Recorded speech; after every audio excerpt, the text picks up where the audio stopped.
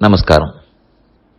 In the earlier message about Rahasyatraya, I had briefly touched on Tirumantram and its meaning. Pranava is the first word, which is Om, followed by Namaha, lastly followed by Narayanaya. This is Tirumantram. Tirumantram is explained elaborately by Dvayam, and again Dvayam is explained more elaborately by Charamashloka. When you come to Charamashloka, you might have a doubt. Let me clarify that point. Krishna says, Sarva Dharman Parityajya. Abandon all the dharma, all the virtues. Mam Ekam Sharanam Vraja. Surrender to me, surrender only to me, unconditionally surrender only to me. So Bhagavan is so specific that it is to him and only to him. And when you surrender, it has to be unconditional without any tags attached to it. Mam Ekam Sharanam Vraja.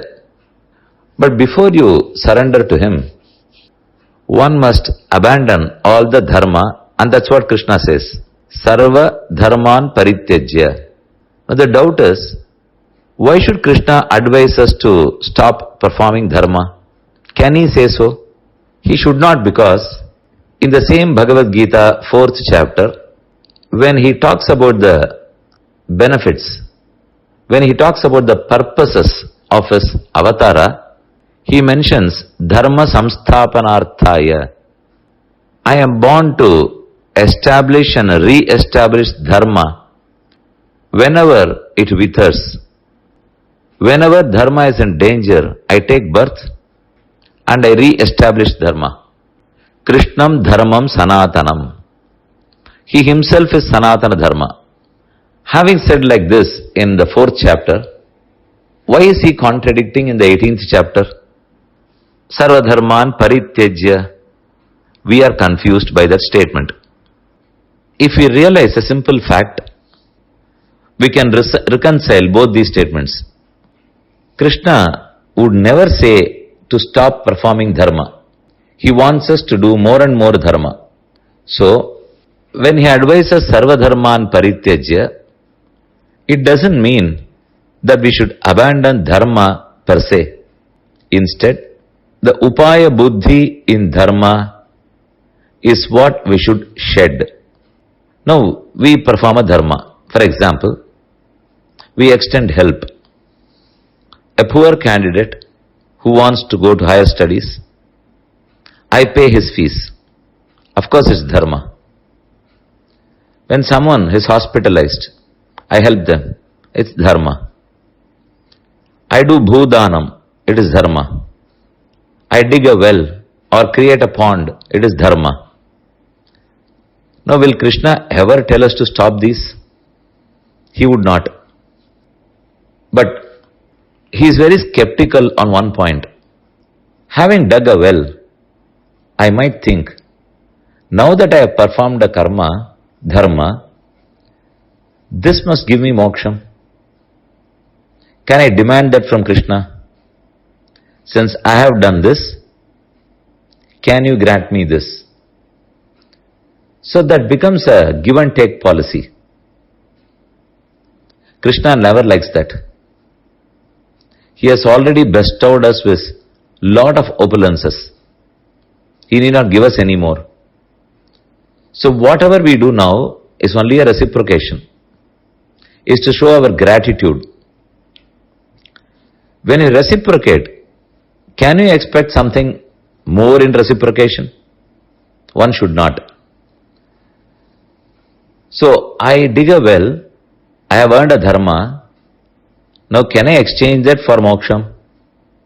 This is what Krishna vehemently opposes.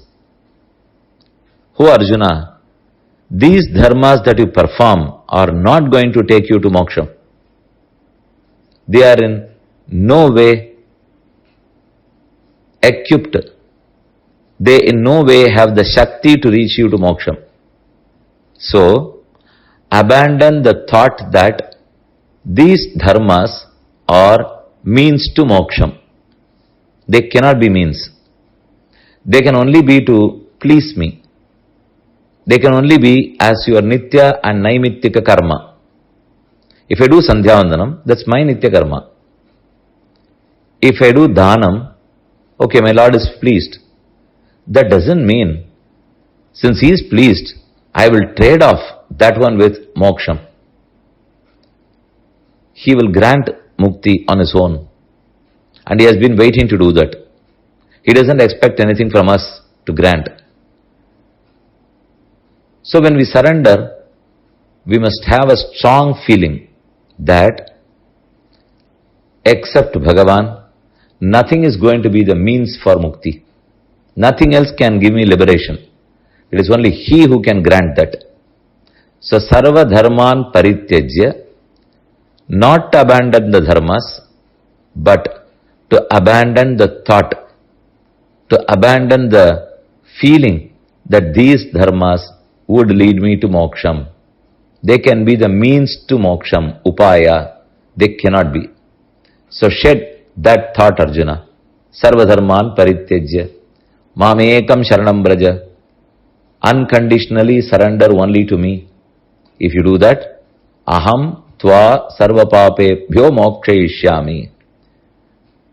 The omniscient, the ever powerful, sarvajna, sarvashakta, me, and you are the quite opposite to me. Ill-equipped, not much informed, ignorant, very weak, having no means to reach moksham. When you are such a destitute, me, the well-equipped, will cleanse you of all your papams. Don't be concerned. So this is the one important point from this Charama Shloka. So let us not be confused that Krishna, who says that he was born to re-establish Dharma, is also advising us to abandon Dharma. He would never do that. He wants to reiterate that he himself is Dharma, not anything else. For Laukika, for this life, we have to do a lot of dharmas. But these are not going to take us to mukti. Shri Krishna himself would take us.